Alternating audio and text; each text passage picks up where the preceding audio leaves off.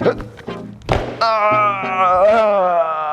up guys, Caleb here from Reality Check. We've got a short little comparison video for you today. We're going to be talking about a range of selection of PS4 Pro controllers, and then we're just going to compare them to the Xbox One X just to throw a bit of shade, just for fun.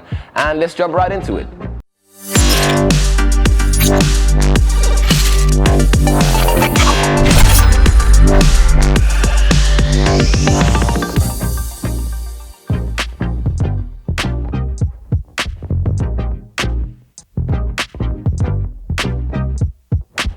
Okay, so we have three different controllers to talk about today, minus the Xbox One X controller. We have two controllers from Nacon. They are the Nacon Revolution Pro and the Nacon Compact. But let's quickly just talk about the standard PS4 Pro controller that comes in the box. Now, PlayStation controllers have been notoriously average since their inception, but the PS4 Pro has been a big improvement from the PlayStation 3.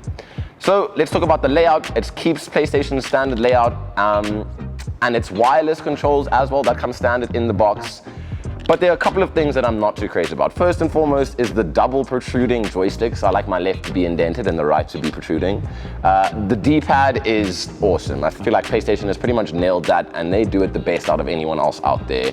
The spacing in between your X, square, triangle, circle buttons is not so great. I would have liked something a bit more compact, and there's no programmable, customizable controllers, but there are nice textures and grips on the back, and the triggers are really nicely curved for some nice action there. 1,000 Rand though, let that sink in for a second. If you want a second standard controller, 1,000 Rand.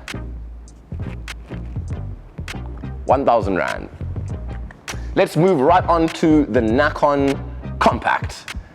I like the color. It's like a kind of like a orange red. Who's seeing red? Who's seeing orange here? I see red. Red? Yeah, it's got a bit of orange to it though. Yeah, it's just slightly. But I think it's a lot nicer than the shape of this one. My only beef with it being that I'm not a claw grip kind of console player. I play with just the one finger on the top and I alternate. And when I hold it like this, the protrusions here at the back don't rest so comfortably on my middle finger. I'm just showing you my middle finger. This is not a sign or anything.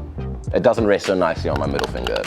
But the joysticks are a bit better than the original PS4 Pro controller. I like the size of the buttons as well. They've also made the buttons bigger and squashed the spaces in between them. The D-pad on the original PS4 Pro controller is nicer for me, but the triggers here are also just, I don't know, there's no real curve to prevent your fingers from sliding off. So that's one of the issues I have with it. It's a wired controller, and obviously that means you're gonna have better latency, but it also doesn't give you as much freedom to just sit and chill and do whatever you want with it. So you don't get that many things with this controller, but it's only 700 Rand, and you can get different color skins if you're more of a flashy gamer, if that's your style. So 700 Rand, you get what you pay for. Moving on to the Nakon Revolution Pro. Now that's important. Keep in mind that it's Pro. Does this not look exactly like an Xbox controller? Just look at the shape, look at the button layout, look at the back of it. It's a complete copy.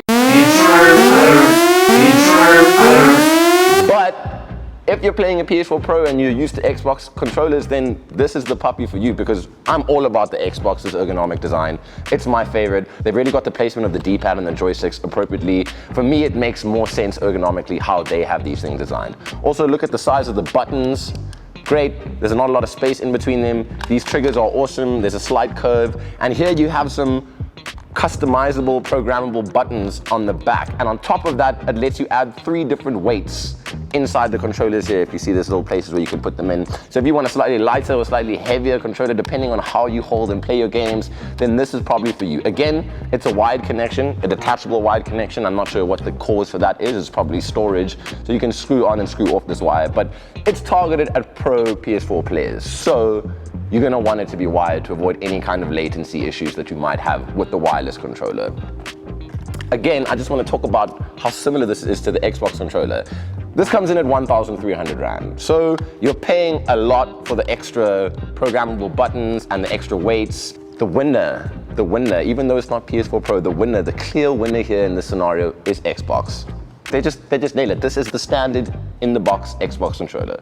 Priced at around 900 to 1,000 Rand. It does everything right, literally everything. The D-pad is not exceptional, I will state that, but it's completely usable and I think it's fine for me. The joysticks are rad, nice and smooth. The triggers they have the most curve out of the 3 of these. And that's what I'm all about, because when you click down, it slides off if you don't have that little curve. So the clear winner is the Xbox controller here, but removing that from the equation, I really want to know what your choice would be between a 1,000 Rand standard Pro PS4 controller or a 700 Rand Nacon Compact controller or the Nakon Revolution Pro PS4 controller. Different price points, they do different things better, but which one would you choose? Let me know in the comment section below. Don't forget to hit like and subscribe, and we'll catch you guys next week for another installment of Reality Check. Peace.